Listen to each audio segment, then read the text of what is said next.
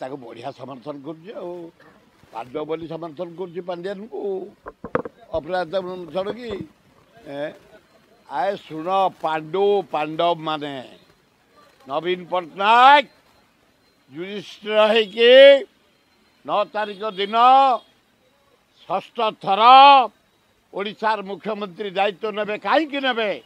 ତାଙ୍କ କାର୍ଯ୍ୟକ୍ରମ ପାଇଁ, ତାଙ୍କ ଡେଭଲପମେଣ୍ଟ ପାଇଁ, ପାଣ୍ଡିଆନଙ୍କ ସହଯୋଗରେ ରାଜ୍ୟର ଯେଉଁ ବିକାଶ ହେଇଛି, ରାସ୍ତାଘାଟ, ପିଇବା ପାଣି, ସ୍କୁଲ, ଡାକ୍ତରଖାନା, এইটি দেখো ক্যাপিটাল হসপিটাল, এইটি দেখো কলিঙ্গ স্টাডিয়াম, এইটি দেখো লিঙ্গরাজ মন্দির, এইটি দেখো জগন্নাথ মন্দির, এইটি দেখো আমার ସମଲେଶ୍ୱରୀ ମନ୍ଦିର।